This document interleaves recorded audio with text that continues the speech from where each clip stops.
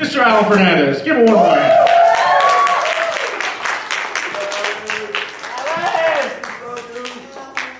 Thank you. The fruit of my eye, the poison of my soul. What is this my eye captures? Oh my, why look at this. I have never seen anything like it. My first glance upon it, and it is so mouth-watering. It lures me in with the glistening in the midst, so brilliant, so extravagant, so radiant, so stunning. Nothing I have ever seen has ever glowed like this, not even the light of fire and wax. But what is this now? A collection of colors channeled alongside the beams, even more beautiful than the dancing lights to the south. So many colors and hues, truly a moving rainbow. There was red, the color of roses, yellow, the color of daisies, purple, the color of violets, and blue, the color of chicories. This mesmerizing spectrum carries out on a rich, never-ending finish. As I continue gazing into these colors, an aroma so fragrant and so sweet arouses me all in the inside. I begin to lose myself in its scent. As all these feelings and actions continue, I feel myself taking one step closer and closer and closer and closer. Before I can even take notice of what I do, I realize where I am, directly in front of it. All these feelings and pleasures begin to concoct something inside of me, a sense of desire, the kind you gain from looking at a fruit like an apple and wanting it for the sweetness it contains and the hunger you possess.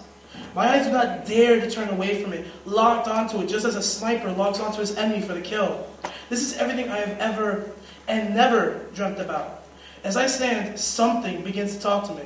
I see nothing else around me, but something yet talks to me again. Something said, go ahead, I know you want it. Just do it. Grab that blade, cut out a piece, and eat. As something continues to talk, I hear someone else speaking to me, somehow faint, yet overpowering the magnitude of something's voice. And then as I focus in, I recognize this voice. It is him. He says to me, do not eat of it, for if you do, you will not like the outcome of it.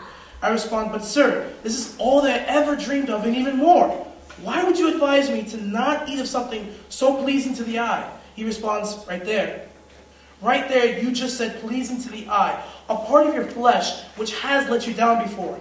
Take heed in what I say now, for I know what is best for you, and I have never let you down. Is this pleasing to you, of which contains the spirit I contact you through and live through? Is it healthy to the soul and life you were blessed with? Is it worth gaining so little, which is shown as being colossal, for something so grand and amazing that you have now? I respond, I think I know what is best for me and my soul, thank you. I appreciate what you are telling me, I really do, and I know you have never let me down. He responds, if you know I have never let you down, then what is so different about this that you do not trust me? I reply, but I have never ever had such luxuries thrown at me. I really want what is being offered. He says, do you really believe these are luxuries? I nod my head and say, yes. Okay. He responds, fine, do what you want. I cannot make you do something or anything that you do not want to do. What I say is true though. The outcome of this is the complete opposite of what you think. But remember, I have always loved you and always will. That something does not love you like I do. It can never be or have love. I will forgive you for what you're going to do, and I always will, for I will love you forever, and that price for love was and always will be paid for. I thought to myself, well, if you really did love me, why won't you let me do this? Before I could even reply, he was gone. Then all of a sudden, something's voice could be heard clearly again, with the same thing he kept on repeating earlier. Something that began to fade away slowly, but as it did, it asked me one last thing. So, what will you decide to do? For everything you have ever and never dreamt about and desired lies before you. What is your decision? My response? Yeah. That split second after I answered, I began to go insane, grabbing the blade, but in such a wild manner, it actually begins to bleed. I actually begin to bleed from an uncontrolled grip. As I went to cut, something faded into complete nothingness. I then began to pierce the soft, fluffy, and colorful creamy exterior, made that piece, grabbed it and ate. Can you guess what occurs next?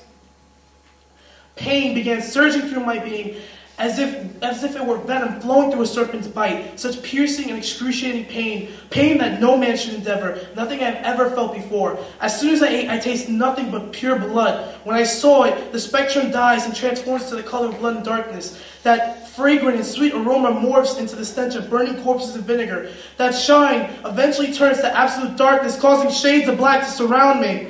That mouth-watering feeling turned to a mouth-drying curse. As all this occurs, I begin collapsing from all the pain. My body begins to turn dark. With that pain, I feel all aspects of it. All the air trapping itself outside of my lungs, painfully suffocating me. Such mental destruction that my memories began disappearing, as if documents were being burned, never to be rewritten.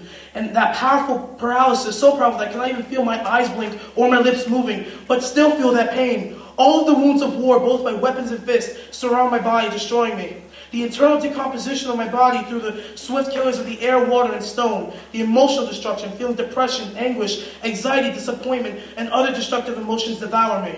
Finally, the draining of my soul, as if that something had returned as a leech, wanting a meal and deciding to feed from me. I come to a point of fully collapsing without notice. Now, as I lay on the floor with pain destroying me and the taste of blood oozing in my mouth, I see shades of black and darkness drawing closer and closer and closer to me. As it approaches, there was one and only one thing left that is traveling through my mind, and it is what he said to me. He was right. Instead of truly living, I gained nothing but this: pain, suffering, and death. All those sinful things caked up to impersonate something I desire. My hunger for the wrong thing led to a bitter apple instead of a sweet one. I feel so ashamed for what I did that I even question why he even gave me life, to just be wasted like this. I truly deserve what is happening to me now. But something then popped into my head out of the blank, as if he planted it there. His last words to me before we ended our conversation: I have always loved you and always will. That something does not love you like I do, for it can never be or have love. I will forgive you for what you're going to do, and I always will. For I will love you forever. And that price for love was and always will be paid for. With every ounce of strength left in me, I said, please forgive me. I now have no strength left in my being. I hope he hears me. I have faith that when I close my eyes, I wake up to his face, and not the face of something in his demons laughing at me for falling into their trap. For he was right. The fruit of my eye was the poison of my soul. Where do you think I went?